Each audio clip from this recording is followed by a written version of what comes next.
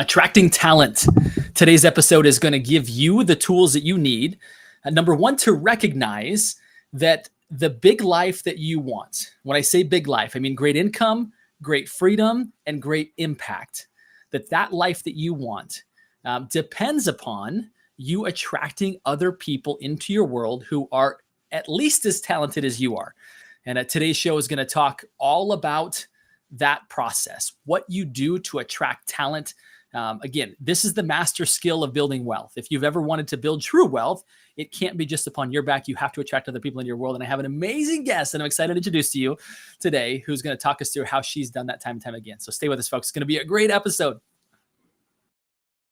Question is this: how do those of us in the real estate industry with crazy amounts of ambition, how do we think bigger than the building of our own empires? How do we simultaneously seek success and significance, income and impact? My name is Justin Stoddard, and this is the Think Bigger Real Estate Show. All right, welcome back, everybody. I am thrilled to introduce you to today's guest, someone who's become a friend of mine, and I'm proud to say that because she is incredible. Ms. Courtney Twiss out of Mariposa, California. Courtney, welcome to the Think Bigger Real Estate Show. Thanks, Justin. I'm so excited to be here with you today. Likewise. We had a really fun opportunity to get to know each other, in the past probably 6 months. Is that right? Yep. And I can't believe it. It's gone by quickly. It has. It's been so fun.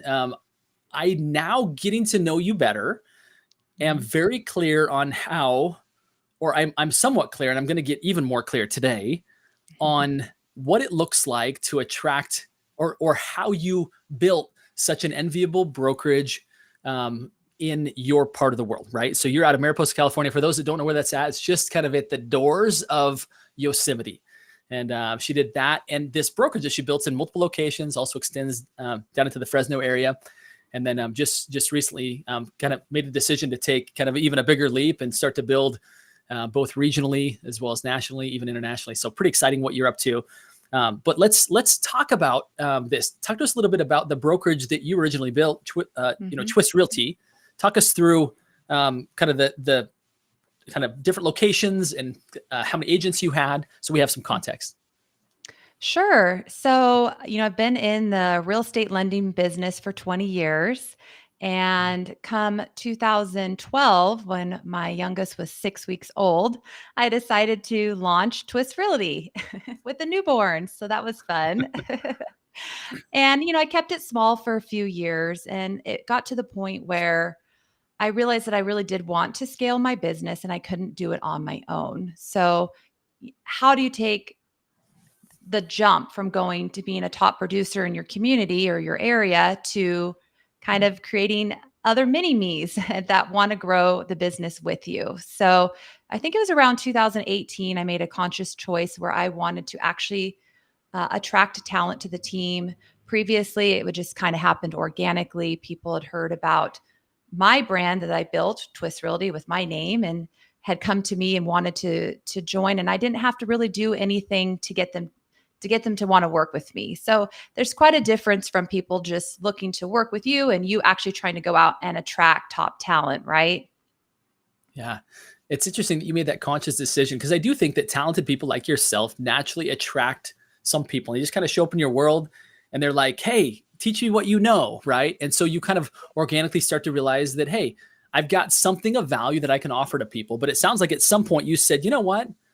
In order for me to reach my biggest goals, both professionally as well as personally, I need to be more intentional. I can't just be good and be offered to help other people be good as well. Like, I need to actually attract other people who want to be just like you, right? And even then develop them into leaders, which I know is a path that, obviously that you're on now. But is that accurate, that at some point the switch flips and I'm no longer out seeking for another sales opportunity, but I'm seeking to actually lead people? Did I understand that correctly?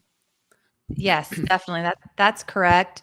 And being in a small community outside Yosemite National Park, in order to grow, you have to grow into different locations. So I started small with Mariposa. I like to say you need to walk before you run. And I built out a leadership team where we got really, really clear on what our mission is and what our core values are. And I think that's something that many people in our industry miss. They lack that structure because we're salespeople. We're ready to just go on to the next thing. We don't always have the structure behind our business. So we started with that. And once we had our core values, we hired to those. So, we like to say, hey, you hire off of your culture. But what is culture actually? It's behaviors, right? That people demonstrate. And you have to recognize what those are so that you can find your persona of someone that's going to fit not only the culture for who you are, but who your team is. And that's what we did. And I think just you articulating that is going to help some other people begin to articulate the same. Because again, if you want to build a really tiny business, people can be close enough to you that they absorb your culture, right? Your values, your Right. principles, the things that matter to you. But as you Mhm. want to grow, pretty soon not everybody can be really close to Courtney, right? There's not enough of you to be next to everybody for them to absorb that culture, right? And so Right. what I hear you saying is that the more that you want to grow and the more impact you want to have upon more people, it, Mhm. it behooves you to actually start to document what this culture is, right? These behaviors, these principles, these values that embody who you are. That way they can be the gate and even the magnet for attracting the right people when you're not present. Is that fair? Exactly. Exactly. Because how do you replicate, especially when you have different locations? You have to do it through your people. I mean, I have my name on all the signs. So I want to make sure that our brand is well represented. And I think many team leads and brokers would feel the same way. And it's not an easy thing to do to keep that consistency, but it's so critical to the success of your brand and to the growth of your company. So we definitely, it took a few years. We had executive coaching. We use an EOS model. We read a book called Traction. So we Mhm. got really disciplined on our habits. And from there, we were able to kind of systematize our process so that we could rinse and repeat in new locations. We ended up getting 3 different office locations and up to, well, almost 50 agents, actually. Wow. So yeah, there's no way that you could be, and again, these weren't like all in one little community, right? You began to Mm. spread across California's Central Valley, right? To Correct. where it became completely necessary for you to maintain, especially when your signs on the or your name's on the sign. There's Mhm. an added I guess necessity to be sure that this is representative of you in every way, shape, and form. That it's very clear that this is who we are, and this is the type of people that we attract. This is the type of people that we want to serve. Um, Right. Fascinating. So that process that you went through, again, EOS, for those that don't know, are unfamiliar with it, is the entrepreneurial operating system. And I've been through that process, and it's fantastic. And I think that's actually, if we're to connect the dots, that's how we met you, right? Is through that process, is we all had a connected kind of mentor in place. Do you think people, Courtney, can create this without that formality, without going through the EOS process? Um, is it not worth trying, or do you feel like some have the capacity to do that? I think that you definitely could. Even with us, we weren't running EOS to the T. We used a program called Trello for our meetings. We had a leadership meeting, or we still do to this day, every single Monday, like clockwork. We never miss it. We are very clear on what our quarterly goals are, what our to dos are for the week, and it provides a level of accountability. However, some brokers and team leads might not have a leadership team. They might not have someone that they can report to or help them run their business on a weekly basis. So I still think that there are other tools that they can utilize to get that structure that will help them. One being a CRM. So we all use CRMs, or maybe we don't all, but we all should use CRMs for our clients, right? Having buyers, having our sellers, our listings to get that consistent flow of communication going with our clients. Well, why are we not using it when it comes to attracting talent? It really is similar when you're attracting a top agent to attracting a nice, maybe luxury listing. It's the Mhm. same process that you go through. And a lot of brokers don't think of it that way.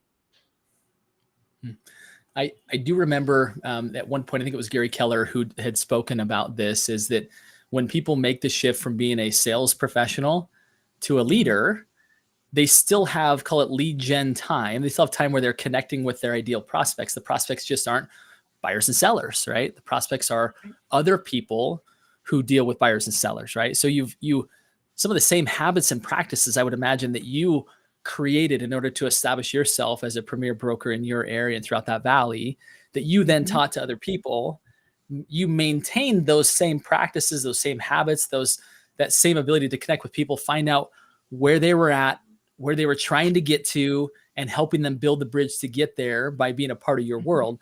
That same process you did with buyers and sellers still exists now, but it's now more with great producing agents that you can really mentor and help them take the next step. Exactly. And I would say when it comes to recruiting, attracting talent, it's even more of a long game than it is when you're working with buyers or sellers. I know we could have some buyers that we work with for years, especially in this climate, but you do have to remember that consistency is key. It's almost like you're dating, I feel like, and maybe that's a funny analogy, but when you're if you're going on a first date, someone's not going to say yes to marrying you. Well, recruiting is the same thing, right? You have to get to know one another and kind of see if it's almost like interviewing each other over and over. And so that's why I'm saying it's important to have these systems or a CRM in place so that way you can consistently provide value to them. Just give them some value. Let them see what you're like, what your company is like. Make it free to everyone. Even as an industry, we're trying to all grow and be better together. So again, it's just, you've got to use what tools you have to stay in front of them. Well, I think what you've just taught us here is that, again, sometimes people want to make that leap to where now I'm actually attracting leaders. I'm not just attracting buyers and sellers. And yet there's not a lot of intentionality, right? Sometimes it's, well, I was pretty good at helping people buy and sell homes, so that's naturally going to translate. And I think it can translate, but the same disciplines that you had in being organized and following up with people, right? All of that still matters. It doesn't matter if you're good. People aren't just going to come to you, especially in a very noisy marketplace. You've got to find ways to stay present and to stay valuable and to insert yourself into, their career path to where you become part of the solution, and Right. I love that you said that, because I don't think as many people take what you're talking about as intentionally as they should or could, and therefore they're getting lackluster results. And so they end up reverting back to, I guess I'll just go sell because I know how to do that. And then they go back and they adopt the principles that made them successful in sales, maybe not making the connection that, if I just put in that level of effort and intentionality, I'd probably get a similar result. Maybe not in the same timelines, like you said, right? But the end result would be similar success. Is that fair to say? Oh yeah, I agree. I mean, I think what you could do even is just start with your current people. They're the best source for referrals. And again, like they're a source for referrals for production, they're also a source for referrals for attraction. So whether if you can offer some sort of incentive to them, you don't have to have a model that is already built out incentivizing them. You can create a $1,000 bonus if they refer someone to the brokerage and maybe upon their first closing. That's something that we did for a number of years that we had success with. And the level of candidates that you get that way are a higher caliber because they're already vetted by your own team member who knows what you're looking for your culture. So sometimes the answer is just sitting right in front of you. You just have to ask. Yeah, and incentivize, right? Like I think people just need a reason to go open their mouth and talk to people that they already know. And you bring up a really good point, is that, again, back to the reason why many people are making the shift out of sales is because they feel that they can't go very far alone. And yet we step into a realm of attracting talent and we go at it alone, right? It's like, wait a minute. The reason why I'm moving over here is so that I'm not solely responsible to build something great. I want help. But then we forget the principle that you just taught us, which is you should actually enlist help to help you to get there. Like, brilliant, of course. Right. Well, we've recently made some changes in our brokerage where we've found partnerships that we've aligned with that are going to help our growth and help us scale our business. And I do think that that's really important to connect with others in the industry and to help one another out. Yeah, I do think that one of the best things that I've learned by observing great people like you and being mentored by some of the common mentors that we have Mhm. um, are the fact that as talented and as hardworking as any of us are, Mhm. we still can't go very far alone. And you made a decision again as an independent brokerage owner to move your business onto a cloud-based platform. And I'd love to hear, because I would imagine there are going to be people out there that are listening to this who are in an independent brokerage. It was their dream, right, to own their own brokerage, to have their name on the sign, and to be the person who was pouring value into other people and building something bigger that was bigger than themselves.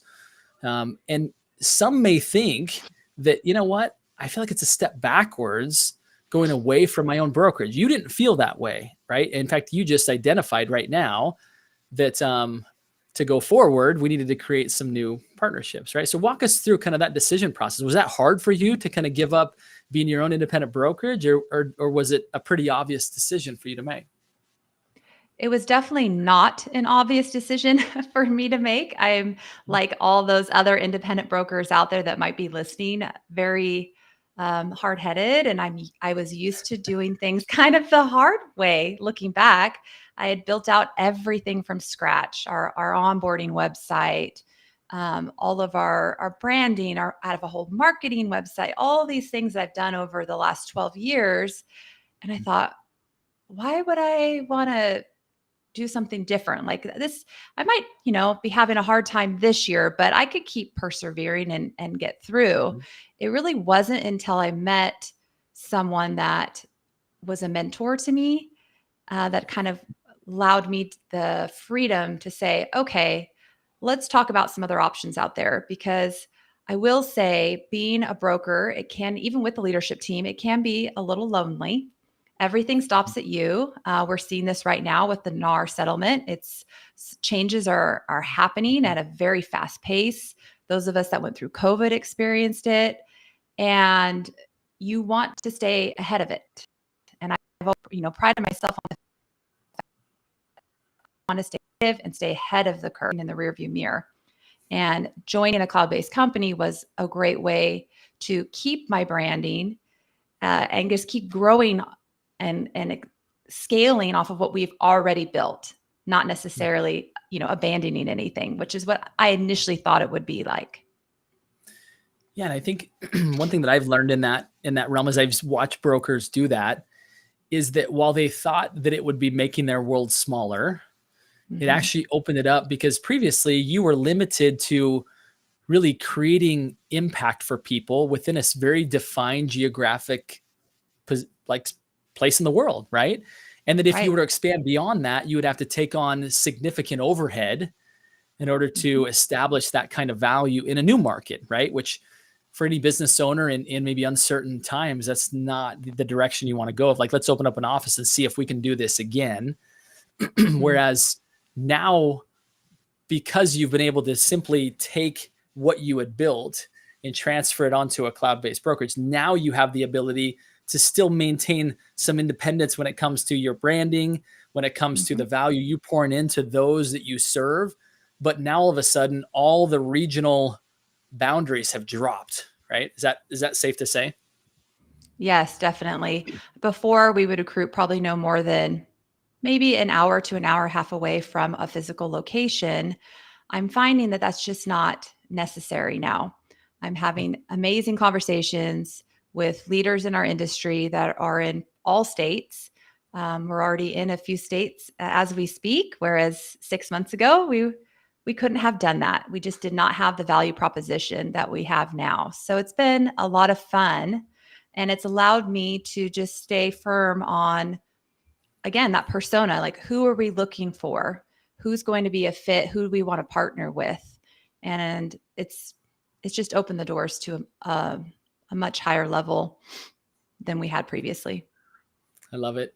Courtney, I'm sure that along the journey of attracting talent, there's some things that are hard, right? You even mentioned just previously, is that like leadership can be lonely, right? And I think Mhm. um, for those that have maybe got scraped up, beat up a little bit, right? Had some people reject them and or leave them.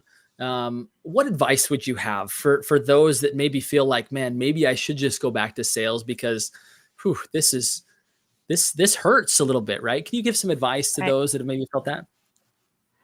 Well, I mean, if it were easy, everyone would do it. We've all heard that, and it's very Mhm. true. And I have definitely been in the position where either, someone wasn't a fit and we had to part ways, and or the direction I was going just wasn't the direction that someone on my team wanted to go. And it's Mhm. hard, especially in small towns where, you might be friends in a outside of work, but you have to stay true to your vision.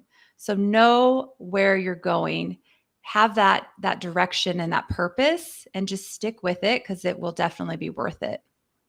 Mm. Yeah, I think I'm always comforted when things are hard. If I'm in my right mind, I remind myself that that hey, this is weeding out some of those that just were kind of bandwagon fans, and Mhm. we're trying to, hey, this looks like an easy path. And again, when I'm thinking from my most mature business stance, it's like, okay, great, because that was hard, and I know very few people that would have gone through that. That means that like the herd is thinning, and it's getting I'm getting closer to that rare air because it's getting harder and harder, which is always a good reminder, like you've said. Now, Yep. Courtney, any kind of final words? I've got one more question for you, but is there anything else that you would add to what we've talked about today when it comes to attracting talent? Something that's been kind of a secret sauce for you, for people out there that maybe we haven't discussed yet. Is anything that we've missed? Well, I would say just going back to the core values, we had some kind of unique names for ours, but we all knew what it meant. And it's one thing to say, okay, I've got my mission, I've got my values, and you print it out and you put it on your wall. Well, that doesn't do you any good. That is not what I mean. So I want to clarify a little bit on that. When you create your core values, your team must embody it. They must understand what it means, and you must regularly reiterate. And by that, here's what we did. Here's an example.